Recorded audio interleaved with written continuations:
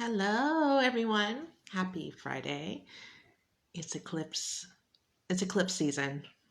We just went for a big eclipse yesterday, and I don't know. I just thought before I start work later this afternoon, I would jump on and say hello and share with you some insight that I've been getting lately and share with you a new tarot spread that I recently wrote. So it's just gonna be a quick hi and bye. Drink while I drink my coffee, hang out a little bit. So, mm, good. That is good. All right. So I hope everyone is doing good, and it takes a little getting used to be back on camera because I know essentially like right now I'm talking to myself, but I know eventually maybe someone will watch this and then I'm talking back to you. It feels weird, you know what I mean? To get back into the saddle, so to speak. So anyway, um, yeah, it's been interesting this week. Well, I actually should say that interesting since the end of February. At least for myself, I've been going through quite a bit, and spiritually, getting lots of different energies coming in and shifting, and it's been good. It's been good for my growth. I've really been noticed, and that also includes for this lunar eclipse. Um, for me, it really hit differently because I remember last March of 2024 where we were experiencing lunar eclipses then, and it was eclipse season, and that one was really, I think, kick-started a lot of growth for me. I was actually very physically ill during that March in 2024. The eclipse energy was actually making me ill. I was having effects where um, I was dizzy and headaches, and it wasn't anything physical that doctors could figure out for me, but it was actually just the effects of the eclipse. And I think for me, looking back, that kick started something for me inside of me, um, a switch, the switch of a new timeline, so to speak, which is a timeline. Timelines are opportunities to become a different person. That's always how I see it. Like you can choose to be evolve or devolve, and for me, kind of a mix because um, that season for me, I think kick-started a lot of evolution in lots of areas of my life and a little bit of de-evolution too. So it was a process of um, gaining, but also letting go in lots of areas of my life and figuring to how I am as a person. And now I've come a cycle, a year, and we are today another eclipse. And yes, I feel the effects, but I feel actually more rejuvenized this time around with this lunar eclipse. It feels more of truth. I know I actually had a dream recently where it was, I'm not exactly remembering the truth that I was facing, but I'm remembering a guide showing me something that might have not have been very pleasant, but something that needed to be here. And I had the opportunity to wake up and not face the truth, or face the truth.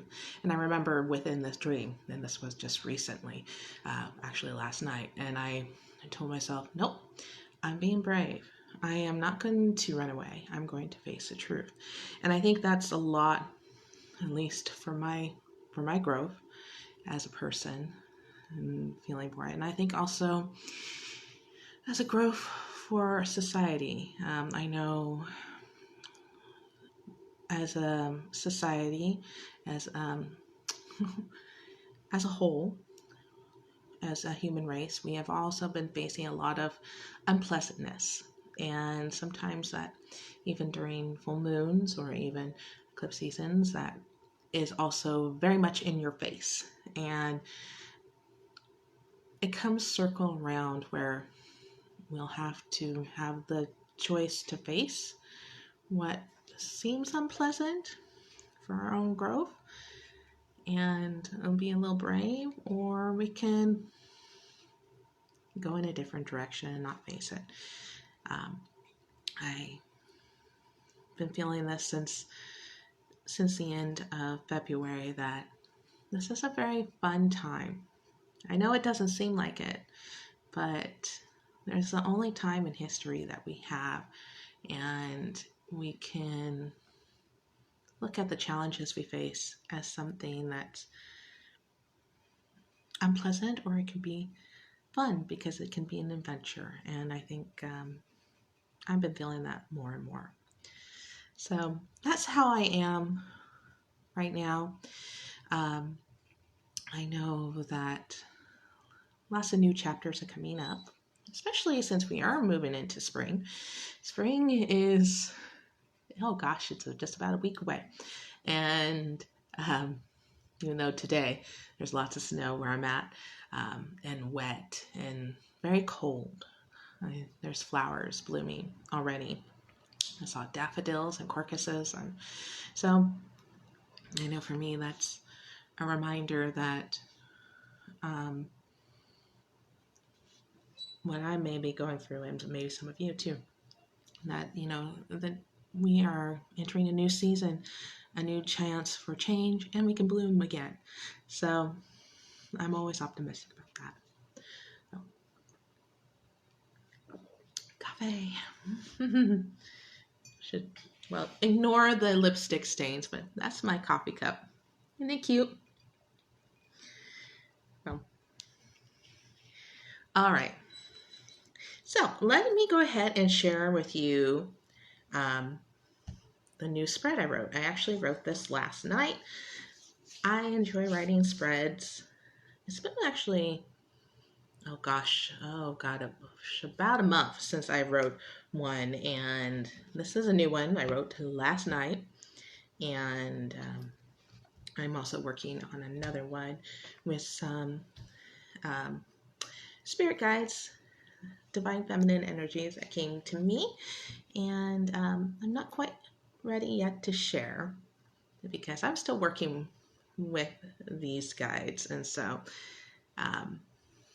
not quite yet, but I'm excited when I'm able to share what I've learned about these guides and the spread that they inspired me to write. So when it is time, I will definitely share with the group. But for today, we'll do this three card spread for this lunar eclipse. And I've got my notebook here, and let's go ahead and get started.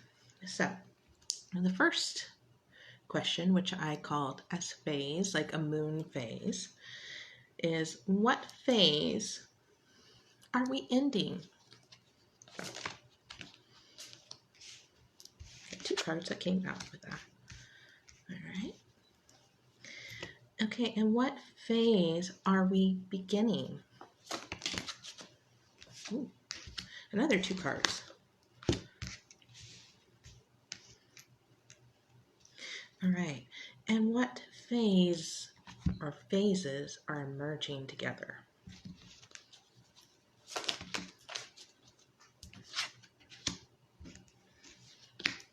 All right. Here we are. Okay. And I'm going to go ahead and get my charm bag here. We need some charms, don't we? Goodness.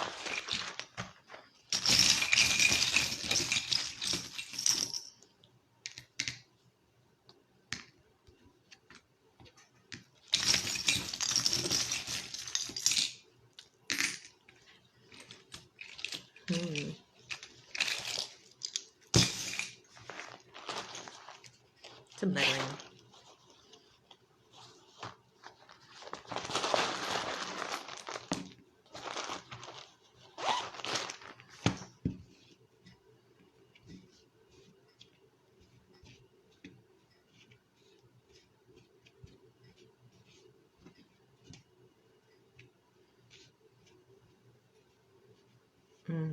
All right. Well, the first one, I think this is what phase we are ending. Like, I'm feeling like this word is very much tied with the first question. What phase are we ending? And I got the three letters, GIL, but to me, I'm touching this and I'm feeling guilt. We are ending a cycle of guilt. So anything that comes with in that area for you, whatever brings up when I say that word guilt, what area of that you feel. So that's ending. So we're ending the cycle of guilt, a phase of guilt. All right, which it makes a lot of sense because we have the King of Cups in reverse. So the King of Cups is about healthy connections, but healthy emotional connections. But if this is in reverse, that means not a very healthy masculine emotional connections are coming up. So something is ending there with emotional. And it's interesting we came with the Page of Swords. So this may be something that with childhood, because Page of Swords is when any pages come out, this is something usually with childhood. So any emotional guilt that is connected to something with childhood, it doesn't necessarily have to be masculine energy, but something that is emotionally toxic. And it's paired with the raindrop, so water, emotions, deep emotions. With the cross, so tradition, something traditional. And it says, minutes are worth more than money, spend them wisely. Okay, so that came out too. So something along the lines with how you spend time and finances, maybe working too hard or not working hard enough. That bringing up a phase of guilt with you. Something to think about. All right. And then phase 2. What is beginning for us? Okay, so this is very interesting. A lot of masculine energy coming in. We came with the Emperor. All right, so the Emperor. Oh, I like how the glows there. The Emperor. Okay, I'm done oohing and ahhing at the camera. Okay, let's get back into it. Okay, so the Emperor is about leadership, healthy leadership, calm leadership, making wise decisions. And so there's a take charge energy here. So we're taking charge of the situation, and it's taking charge with patience. So we have the Three of Wands here. So the Three of Wands is a willingness to wait for whatever, well, it's just basically like whatever we ordered. It reminds me of like waiting for the Amazon package to come in. That's pretty much it. But there's a willingness here. I'm like feeling these cards. There's calm leadership, patience, a willingness to observe and let things play out. They're meant to be. It's like a wise leader just sitting on the throne and just watching the court play and whatever antics are going on around him. It's like knowing that, how do I best describe this? Observing and letting someone show their true colors and just sitting back and letting their actions and their decisions play out, and you are just there.